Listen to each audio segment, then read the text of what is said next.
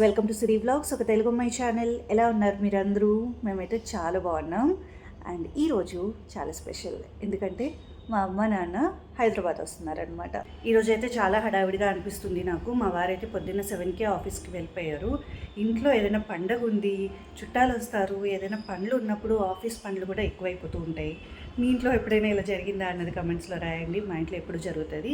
So అక్షయ్ని ready చేయడము, అటువైపు వంట చేయడము, ఈ మల్లేశ్వరి ప్యాలెస్లో అటు ఇటు పరిగెట్టడం అవుతుంది నాకు. ఎందుకంటే ఒకటి ఇక్కడ ఒకటి అక్కడ, సో కొంచెం కష్టంగానే ఉంది. చిన్న స్నాక్ ఒకటి ఆర్డర్ పెట్టాను అనమాట స్విగ్గీలో, అది వస్తుంది. ఎందుకంటే నేను ఒకవేళ మా పేరెంట్స్ని పిక్ చేసుకోవడానికి వెళ్తే కనుక ఉంటుంది అన్నట్టుగా సేఫ్ సైడ్గా తీసుకుంటున్నాను. హైదరాబాద్కి వచ్చినప్పటి నుండి మా వారికి ఆఫీస్ వర్క్ కొంచెం పెరిగినట్టుందండి. సో ఎర్లీగా స్టార్ట్ అవుతున్నారు, ఒక్కొక్కసారి లేట్గా వస్తున్నారు, ఒక్కొక్కసారి అక్కడే ఉండి వర్క్ చేస్తున్నారు. ఇట్లా చాలా రకాలుగా ఆయన వర్క్ విషయంలో కొంచెం ఎక్కువ టైమే స్పెండ్ చేస్తున్నారు. సో అక్షయ్ని రెడీ చేయడం ఈరోజు నా డ్యూటీ అయిందనమాట. నాకు కొంచెం కంగారు ఎక్కువ. బస్ టైంకి రీచ్ అవుతానో లేదో అన్న టెన్షన్ పడతాను కాబట్టి ఒక 10 నిమిషాల ముందే అక్షయ్ని రెడీ చేసేసి తీసుకువెళ్ళాను అనమాట. అక్షయ్ని బస్ ఎక్కిచ్చేసి ఇంటికి వచ్చేసాను. సో ఇక్కడ లిఫ్ట్లో ఒక మ్యూజిక్ ప్లే అవుతూ ఉంటుందన్నమాట. మనం లోపలికి రాగానే ప్లీజ్ క్లోజ్ ద డోర్ ఒకటి చెప్తుంది, యు ఆర్ వెల్కమ్ అంటుంది. అండ్ ఆ తర్వాత ఒక మంచి మ్యూజిక్ ప్లే అవుతుంది. మళ్ళీ బయటకు వచ్చేసాక థ్యాంక్ యూ, విజిట్ అగైన్ అంటుంది. ఆ రికార్డ్ వింటూ ఎంజాయ్ చేస్తూ వస్తూ ఉన్నాను. ఇది మనం విన్నప్పుడు బాగానే ఉంటుంది కానీ అండి, రోజంతా మోగుతుంది. అప్పుడు కొంచెం అబ్బా ఎన్నిసార్లు అనిపిస్తూ ఉంటుంది. సో 2 రకాలుగా అనమాట. ఒక్కొక్క టైంలో బాగుంటుంది, ఒక్కొక్క టైంలో చాలా ఇంకా ఎన్నిసార్లు వింటాను అన్న ఫీలింగ్ కూడా వస్తుంది. మీకు ఎలా అనిపిస్తుంది అన్నది కామెంట్స్లో రాసి చెప్పండి. అక్షయ్ని అయితే స్కూల్ బస్ ఎక్కిచ్చేసాను. కొంచెం కంగారు అయిపోయింది. అందరూ ఒకేసారి కాల్ చేస్తూ ఉంటారు. మా వారేమో స్కూల్ బస్ ట్రాకింగ్ గురించి, ఇంకా 5 మినిట్స్లో బస్ వచ్చేస్తుందని. ఒకవైపేమో మా అమ్మ ఫోన్ చేస్తుంది, ట్రైన్ ఎక్కేసేమో అంతా ఓకే అని. ఇంకొక వైపేమో స్విగ్గీ ఇన్స్టామార్ట్ వాళ్ళు ఇంకా రాలేదు. నేనేమో స్నాక్ ఆర్డర్ చేశాను. అక్షయ్ ఇంటికి వచ్చేటప్పుడు ఏమైనా తింటాడు, బస్ స్నాక్ తిని ఉంటుంది. అండ్ ఇంకొకటి, ఇంటికి వచ్చాక నేను ఉండను ఆ టైంకి. సో ఆ టైంకి ఏమైనా తింటానుకుంటే బాగుంటుంది అన్నట్టు నేను అనుకున్నాను. సో ఆర్డర్ అయితే పెట్టేశాను. వాళ్ళేమో టైంకి రాలేదు. నేను లిఫ్ట్ కిందకి వెళ్ళే టైంకి ఆ అబ్బాయి అప్పుడే వస్తున్నాడు అనమాట. సో ఇంకా పరుగులు తీసుకుని బ్యాగ్లో ఒకటి పెట్టేసి తీసుకువెళ్ళేటప్పటికి బస్ వచ్చేసింది. వాళ్ళు ఆగారులే, వచ్చేసింది. ఇంకా తన్ని డ్రాప్ చేసి నేను మళ్ళీ ఇంటికి వచ్చి అందరికీ అన్నీ క్షేమంగా ఉన్నాం అది ఇది చెప్పి వస్తున్నానన్నమాట. ఇప్పుడేమో నా కోర్స్ టైం అయింది. సో ఇది 1 అవర్ క్లాసు. మీకు ఒక విషయం చెప్పడం మర్చిపోయాను. ఏంటి అంటే, నా 100 డేస్ హెల్త్ ఛాలెంజ్ ఏదైతే ఉందో దానికి 15 డేస్ అయ్యాక బ్రేక్ పడిందండి. నాకు భలే బాధ అనిపించింది. ఆ టైంలో ఏంటో తెలియదు కానీ చాలా క్రేవింగ్స్ అండి ప్యాక్డ్ ఫుడ్ మీద. ఏదున్నా తినేసేదాన్ని, ఆర్డర్ పెట్టుకుని మరీ తినేసేదాన్ని. అంతలాగా క్రేవింగ్స్ వచ్చేసాయి. అసలు నా వల్ల కాలేదు. ఒక 2 రోజులు నేను చాలా దారుణంగా బ్రేక్ చేశాను. చీట్ డే చేసేసాను. నేను ఆ ఛాలెంజ్లో ఉన్న 15 డేస్ అయితే చాలా బాగా ఎంజాయ్ చేశానండి. కానీ ఎక్కడ నేను అట్రాక్ట్ అయ్యానో నాకు గుర్తులేదు. కానీ ఇంకా తర్వాత తింటూనే ఉన్నాను. ఏదో ఒకటి, రోజుకి ఏదో ఒక ప్యాక్డ్ ఫుడ్ తింటున్నాను అన్నది నాకు అర్థమైంది. తగ్గించుకోవాలి. సో మీకు ఎప్పుడైనా ఇట్లా అయిందా? వెయిట్ లాస్లు చేసేవాళ్ళు చాలామంది ఉంటారు. కంట్రోల్డ్గా ఉండగలిగారా అన్నది కమెంట్స్లో రాయండి. ఏదో ఒక రోజు మనకి చీట్ చేయాలనిపిస్తుంది కదా. సో ఆ నెక్స్ట్ డే మళ్ళీ మీరు ఎలా బ్యాక్ అయ్యారు అన్నది కూడా కమెంట్స్లో రాయండి. నేను ఇప్పుడు మళ్ళీ ట్రై చేస్తున్నాను అనమాట. హెల్త్ ఛాలెంజ్ మళ్ళీ తీసుకుందాము. ఈసారి కొంచెం ఎక్స్టెండ్ చేసుకుందాము. మరి 100 డేస్ కాదు కానీ ఒక 25 డేస్ అయినా అయితే స్ట్రెచ్ చేసి చూద్దాము ఎలా ఉంటుందో అన్నది ఆలోచన ఉంది. నాకు చిప్స్ అవి చాలా ఇష్టం, కానీ దానిపైన ఫ్లేవర్ ఏదో ఉంటుంది కదా, అది ఎందుకో నచ్చట్లేదండి కొన్ని రోజులుగా. ఎందుకో ఆర్టిఫిషియల్గా అనిపిస్తుంది. ఆ ఫీల్ రావట్లేదు నాకు. ఇంకా ఎప్పుడైనా ఈ హాట్ చిప్స్ ఉంటుంది కదా, అక్కడి నుంచే తెచ్చుకోవాలి. సో నెక్స్ట్ ఇంకా దులుపుడు ప్రోగ్రామ్ స్టార్ట్ అయ్యింది. ఇవన్నీ లాస్ట్ మినిట్ ఎందుకు పెట్టుకున్నావు సిరి, ముందే చేసేసుకోవచ్చు కదా అని మీరు కమెంట్స్లో రాయొద్దు. నాకు తెలుసు కదా మా వాళ్ళ సంగతి. నేను ముందే అన్నీ మార్చేసాను అనుకోండి, వాటిని తుక్కు చేసి పెడతారు. మా అక్షయ్ ఉన్నాడే, దొల్లే విధానమే వేరు. సో దుప్పట్లన్నీ రౌండ్ తిరిగిపోతాయి అన్నమాట. సో తననేమీ అనలేను, అవన్నీ మళ్ళీ మార్చుకోలేను. అందుకని అక్షయ్ స్కూల్కి వెళ్ళిన తర్వాత నీట్గా ఒకదాని తర్వాత ఒకటి మార్చుకుంటూ వెళ్ళిపోయాను అనమాట. ఇది ఈజీ నాకు. ముందు రోజే అన్నీ సర్దేసుకున్నాను అనుకోండి, మా అక్షయ్ తొక్కే తొక్కుడికి పాపం వాటికి నీరసాలు వచ్చేసి ప్రాణాలు పోతాయి. సో అట్లా కాకుండా అదే రోజు చేసుకున్నాను అనమాట. అప్పుడు మన ఇంటికి వచ్చే వాళ్ళకి కూడా చాలా ఫ్రెష్గా కనపడతాయి అనమాట. కొత్త దుప్పట్లు మంచిగా నీట్గా ఐరన్ చేసి అలా కనపడుతుంటే ఎంత అందంగా అనిపించిందో. ఈ బెడ్షీట్స్ నేను ఇన్స్టాగ్రామ్లో తీసుకున్నానండి. ఏదో ఒక పేజ్ యాడ్ కనపడింది, నేను ఫాలో కూడా చేయలేదు పోనీ చెప్దామంటే. సో వాళ్ళది జస్ట్ ర్యాండమ్గా ఆర్డర్ ప్లేస్ చేశాను. అది వచ్చే వరకు ఒక టెన్షను. ఇన్స్టాగ్రామ్లో ఎక్స్చేంజ్లు ఉండవు కదండి, ఎక్స్చేంజ్లు రీఫండ్లు ఏమీ ఉండవని రాస్తారు, క్వాలిటీ కూడా ఉండవని మనం వచ్చాక తెలుసుకుంటాం. సో అందుకని నేను ఇన్స్టాగ్రామ్ది రిఫర్ చేయాలంటే చాలా ఆలోచిస్తానండి. అవన్నీ ఇప్పుడు అమెజాన్ లాంటివి అనుకోండి, మనకి నచ్చకపోతే రిటర్న్ పెట్టుకుంటాము, రీఫండ్ వస్తుంది, మీషో కూడా వస్తుంది. కానీ ఇన్స్టాగ్రామ్లో రావు చూడండి. అందుకనే ఇన్స్టాగ్రామ్ అంటే కొంచెం భయం అనమాట నాకు. ఎందుకు వచ్చింది, మనం క్వాలిటీ ఒక పట్టాన్ని నచ్చవు మనకి, వాళ్ళేమో ఎక్స్చేంజ్లు ఉండవంటారు, వద్దు ఇలాంటివి అని అక్కడ ఎక్కువ కొనను. అందుకనే నేను ఎక్కువ రిఫర్ కూడా చేయను కూడా. ఎందుకంటే నాకు మంచిగా వచ్చి మీకు బాగా రాకపోతే అదొక ప్రాబ్లం. సో అట్లాంటి పనులు మనం పెట్టుకోమన్నమాట. ఇవేదో లక్కీలో బాగానే వచ్చాయి. ప్రైస్ కూడా తక్కువే అండి, 699, 700 అట్లా ఉన్నాయన్నమాట. షిప్పింగ్ అడిషనల్ మళ్ళీ.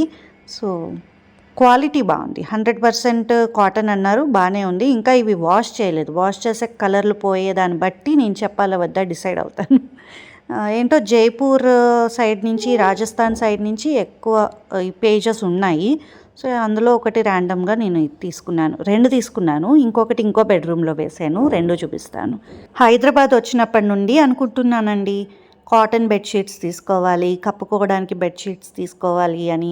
అవి అట్లా పోస్ట్పోన్ అవుతూనే వెళ్ళిపోయాయి. ఈ నెలైనా తీసుకోవాలి. సో అక్కడ అన్ని బ్లాంకెట్స్ అవి యూజ్ చేసాం కదా, ఎవరైనా వచ్చినప్పుడు ఆ బ్లాంకెట్స్ ఇవ్వడానికి బాగోదు. ఇక్కడ క్లైమేట్కి ఆ బ్లాంకెట్స్ సరిపోవు. సో అన్నీ ఆ మందపాటి కప్పుకోలేరు కదా, అందుకని తీసుకోవాలనుకుంటున్నాను. ఇంకేంటండి విశేషాలు, ఏం చేస్తున్నారు, ఎలా ఉన్నారు అన్నది కమెంట్స్లో రాయండి. అండ్ మన మెయిన్ ఛానల్ ఇప్పుడు లేదు, మీలో చాలామందికి తెలిసి ఉండొచ్చు, కొంతమందికి తెలియకపోయి ఉండొచ్చు. మెయిన్ ఛానల్ లేదండి, ఇది మన కుకింగ్ ఛానల్లోనే నేను పోస్ట్ చేస్తూ ఉన్నాను. అందుకే మీకు సబ్స్క్రైబర్ కౌంట్ తక్కువ ఉంటుంది, 40K కాకుండా 6000 అలా ఉంటుంది. సో మీరు ఏం చేస్తారు అంటే, సబ్స్క్రైబ్ చేశారా లేదా ఒక్కసారి చెక్ చేసుకోండి, ఒకవేళ లేకపోతే చేసుకోండి, నాకు చాలా మోటివేషన్గా ఉంటుంది. అండ్ వీడియోకి లైక్ చేయండి. మీరు లైక్ చేస్తున్న ప్రతి వీడియో కూడా చాలా బాగా రీచ్ అవుతుంది, అందరికీ వెళ్తుంది, మాకు సంతోషంగా ఉంటుంది. సో లైక్స్ ఇవ్వడం మాత్రం అస్సలు మర్చిపోవద్దు. సో ఇక్కడ వచ్చేసి నేను సాంబార్ చేయడానికి పప్పు అది కుక్కర్లో పెట్టేస్తూ ఉన్నాను. కొంచెం సింపుల్గా ఉండే వంటలు చేసేసుకుంటున్నాను అనమాట. ప్రయాణం చేసి వచ్చారు కాబట్టి ఇట్లాంటివి బాగుంటాయి, తొందరగా తినగలుగుతారు, రెస్ట్ తీసుకోగలుగుతారు అని సాంబార్ పెట్టుకున్నాను. అండ్ ఇక్కడ ఈ బెడ్రూమ్లో కూడా బెడ్షీట్ అన్నది చేంజ్ చేసేస్తూ ఉన్నాను. ఎవరైనా చుట్టాలు వస్తున్నారు అంటే భలే ఉంటాయి కదండి పనులు. అన్నీ కొత్తవి తీసివేస్తాము, మంచి తీసి బయట యూస్ చేస్తాము. మంచి గ్లాసులు, మంచి ప్లేట్స్, కొత్త దుప్పట్లు, కొత్త టవల్స్, కొత్త సోపు, ఇలాగా మీరు కూడా ఇలాగేనా అన్నది కామెంట్స్లో రాసి చెప్పండి. నేను ఊరు వెళ్ళిన ప్రతిసారి మా అమ్మ కొత్త సోప్ తీసి పెడుతుంది. అవన్నీ భలే అనిపిస్తాయి అన్నమాట, మనమే ఓపెన్ చేసి అట్లాగా. సో ఈ బ్రాండ్ న్యూలు ఎందుకు పెడతాం మనము, వాళ్ళకి ఇచ్చే రెస్పెక్ట్ అలాంటిది అనమాట. వాళ్ళని మంచిగా ట్రీట్ చేయాలి, మన ఇంటికి వచ్చిన ఏమంటారు గెస్ట్స్ని మంచిగా ట్రీట్ చేయాలి అన్న ఆలోచనలో మనం అన్నీ బాగుండాలి, ఏ చూసినా ప్లెజెంట్గా అనిపించాలి అనుకుంటాం కదా, ఆ ఫీల్ బాగుంటుంది. ఇంటికి చుట్టాలు వస్తున్నారన్న ఫీల్ బాగుంటుంది. కానీ మన వాళ్ళని మనం ముట్టుకొనివ్వం. ఇప్పుడు ఈ బెడ్షీట్స్ వేసాక మన వాళ్ళని, మన పిల్లల్ని కానీ మన పార్ట్నర్ని కానీ మనం ముట్టుకొనివ్వం. ఆ కొత్త వాటి మీద చేతులు కూడా వేయనీయం. ఇది కొంచెం ఆలోచించుకోవాల్సిన విషయము. మీకు ఎప్పుడైనా ఈ విషయం జరిగిందా చెప్పండి. చిన్నప్పుడు గెస్ట్స్ ఎవరైనా వస్తున్నారంటే స్వీట్స్ అవి తెచ్చేవారు, స్నాక్స్ అవి తెచ్చేవారు. తెచ్చినప్పుడు మనం ఏమైనా తినాలని బాగా ఇదిగా ఉండేది పిల్లలుగా మనకి. కానీ పెద్దవాళ్ళు ఏమంటారు, ఫస్ట్ గెస్ట్స్కి ఆ తర్వాత మీకు అనేవాళ్ళు. సో అలా చేయడం వల్ల మనకేమనిపిస్తుంది, ఓహో ఇవన్నీ గెస్ట్స్కేనా, వాళ్ళన్నీ తినేస్తారా అని ఆలోచించేదాన్ని నేనైతే. సో అట్లా ఉండకూడదేమో. అంటే వాళ్ళ పాటు వాళ్ళకి మనం ఎట్లాగో మన నీట్గానే ప్లేట్స్లో సర్వ్ చేసి ఇస్తాం కదా. వాళ్ళ పాటు వాళ్ళకి పెట్టి మిగతాయి మన ఇంట్లో వాళ్ళకి పెట్టుకోవచ్చేమో అని పెద్దయ్యాక అర్థమైంది నాకు. చిన్నప్పుడు అట్లా అనుకునేదాన్ని, ఇవన్నీ వాళ్ళే తినేస్తారా అని అలా చూసుకునేదాన్ని అనమాట. ఉన్నాయా లేవా అన్నీ తినేసారా ఇట్లా చూసుకునేదాన్ని చిన్నప్పుడు. మిడిల్ క్లాస్ ఫ్యామిలీస్లో ఎలా ఉంటాయండి, స్వీట్స్ స్నాక్స్ ఏదైనా పండగలు వచ్చినప్పుడు, లేకపోతే ఎవరైనా చుట్టాలు వస్తున్నప్పుడు, ఇంటికి గెస్ట్స్ వస్తున్నప్పుడోనే వస్తాయి కదా. సో ఆ టైం వేర్లేండి. ఇప్పుడైతే అన్నీ ఇట్లా క్లిక్ చేస్తే అట్లా వచ్చేస్తుంది. వాటి వాల్యూ కూడా మనకు తెలియట్లేదు. సగం తింటున్నాం, సగం పడేస్తున్నాం. ఎట్లా అంటే అట్లా అయిపోయింది. కానీ చిన్నప్పుడైతే అట్లా కాదండి. ప్రతిదానికి ఒక వాల్యూ ఉండేది. ప్రతిదాన్ని మనం చాలా జాగ్రత్తగా చూసుకునే వాళ్ళము. ఇప్పుడు ఏమో నాకు అట్లా కనిపించట్లేదు. ప్రతిదాన్ని జడ్జ్ చేస్తున్నామేమో అనిపిస్తుంది. ఏదైనా ఆర్డర్ పెట్టుకుంటే ఇది అంత బాగున్నట్టు లేదే అని ఒక్క మాట అన్నా కూడా ఎవరైనా మిగతా వాళ్ళు ఎవరో తినరు, ముట్టుకోరు. సో అవి అట్లానే వేస్ట్ అయిపోతాయి అన్నమాట. నేను ఇది మా ఇంట్లో బాగా అబ్జర్వ్ చేస్తున్న విషయం. ఈ డైనింగ్ టేబుల్ కూడా ఒకసారి క్లీన్ చేసేసుకుంటూ ఉన్నాను. ఇది యాక్చువల్లీ 6 చైర్ డైనింగ్ టేబుల్. మేము హొస్పేట్లో ఉన్నప్పుడు కర్ణాటకలో, బెంగళూరు కంటే ముందు ప్లేస్లో, అక్కడ అపార్ట్మెంట్లో కింద ఫ్లోర్లో ఒక అంకుల్ ఆంటీ ఉండేవారనమాట. వాళ్ళు పిల్లలు చిన్నప్పుడు ఇది తీసుకున్నారంట. సో వాళ్ళ పిల్లలు పెద్ద అయిపోయాక ఇప్పుడు గ్లాస్ టాప్స్ అవన్నీ బాగుంటున్నాయి కదా క్లాస్గా. సో అవి తీసుకుందామని ఇది అమ్మకానికి పెట్టారు 7,000కి. అప్పుడు మా ఫైనాన్షియల్ ఇది కూడా అంతంత మాత్రం. సో నాన్నగారిని అడిగి తీసుకుని కొన్నాను దీన్ని. సో 7,000, 6 చైర్స్, పెద్ద డైనింగ్ టేబుల్ అనమాట. అప్పుడు హాల్ పెద్దగా ఉండేది. సో ఎవరు వచ్చినా బాగుంటుంది. అక్షయ్ ఫస్ట్ బర్త్డే కంటే ముందు తీసుకున్నది ఇది. సో అప్పటికి బాగుంటుంది. అత్తయ్య గారు, మావయ్య గారు వస్తారు, అమ్మ నాన్న వీళ్ళందరూ ఉంటారు కదా. సో 6 చైర్స్, ముగ్గురు కపుల్స్ అట్లా ఆలోచించుకుని తీసుకున్నాను. ఇందులో 2 చైర్స్ మీద ఎప్పుడు బట్టలు ఉంటాయి అన్నమాట. ఒకటి అక్షయ్ రూమ్లో, ఇంకొకటి ఇంకొక చోట. అట్లా బట్టలు వేసేయడం మనకు అలవాటు కదా కుర్చీల్లో. అట్లా 2 చైర్స్ బలైపోయినాయి. సో మొత్తానికైతే ఈ పని కూడా అయిపోయింది. సో మ్యాక్సిమం అంతా అయిపోయింది. అండ్ నెక్స్ట్ కిచెన్ కూడా ఒకసారి క్లీన్ చేసేసాను. ఇవన్నీ చేసుకుని సాంబార్ అది కూడా రెడీ చేసేసుకుని ఇంకా సికింద్రాబాద్ స్టేషన్కి అయితే స్టార్ట్ అయ్యాను అనమాట. నేను డ్రెస్ కూడా చేంజ్ చేసుకోకుండా అలాగే వెళ్ళిపోయాను. నా ముఖం చూస్తే మీరైతే భయపడతారు. అసలు ఏంటి సిరి ఇలా అయిపోయావు అనేవాళ్ళు చాలామంది. కొంతమంది అయితే వీక్గా కనపడుతున్నావని, కొన్ని రోజులు అట్లా ఉంటుందేమో అండి, వేడికి అట్లా అయిపోతుందేమో ఫేస్ అని అనుకుంటున్నాను. నేనైతే హెల్తీగానే ఉన్నానండి, కంగారు ఏం లేదు. ఇప్పుడు ప్రస్తుతము ఆరోగ్యం కుదుట పడింది, బాగానే చేసుకోగలుగుతున్నాను. చూసారా, నడవగలుగుతున్నాను, మొత్తం అన్ని పనులు చేసుకోగలుగుతున్నాను కదా, బాగానే ఉన్నాను. కొంచెం రెస్ట్ తక్కువైందనే చెప్పొచ్చు. సో ఫేస్ అయితే అట్లా తెలుస్తుంది బాగా. ఈ క్లైమేట్ చేంజ్కి నాకు ఆ డిఫరెన్స్ అయితే బాగా తెలుస్తుంది. స్కిన్ కేర్ రెగ్యులర్గా తీసుకుంటూ ఉండాలి. ఎందుకంటే ఇక్కడ క్లైమేట్ వేరు, బెంగళూరులో వేరు. బెంగళూరులో నా స్కిన్ స్మూత్గా ఉండేది, ఇక్కడ అట్లా అనిపించట్లేదు. ఈ జిడ్డుకి అది కొంచెం ఆ టెక్స్చర్ చేంజ్ అయ్యింది అనిపిస్తుంది, స్మూత్గా లేదు ఇప్పుడు. అండ్ ఇంకొకటి స్కిన్ టోన్ కూడా కొంచెం డార్క్ అయినట్టు అనిపిస్తుంది నాకు. సో అక్షయ్ది అయితే మరీ దారుణంగా తెలుస్తుంది నాకు. కొంచెం కేర్ తీసుకుంటూ ఉండాలన్నమాట. నమీర్పేట దగ్గర మాకు ట్రైన్ చేంజ్ అయ్యేది ఉంటుంది. సో అది చేంజ్ అవుతూ ఉన్నాను. మెట్రోతో ఒక్కటే ప్రాబ్లం అండి, ఈ ట్రైన్ మధ్యలో అమీర్పేటలో లేన్ చేంజ్ అవ్వాలి కదా. సో అదొకటి. ఇక్కడ సీట్ దొరకలేదు ఫస్ట్. తర్వాత ఎవరో ఒకరు దిగుతారా అని ఎదురు చూడంగా ఎక్కడో దొరికింది, కూర్చున్నాను. సో మొత్తానికైతే సికింద్రాబాద్ దగ్గరికి వెళ్తున్నాము. ఫస్ట్ టైం నేను సికింద్రాబాద్ రైల్వే స్టేషన్కి వెళ్ళడము ఇక్కడికి వచ్చాక ఈ 4 monthsలో. అప్పుడే 4 months అయ్యేపోయింది. క్యాబ్ బుక్ చేస్తే సరిపోతుంది కదా సిరి, అంత దూరం ప్రయాణం ఎందుకు పెట్టుకున్నావు అని మీరు అడగొచ్చు. అదొక సంతోషం అండి.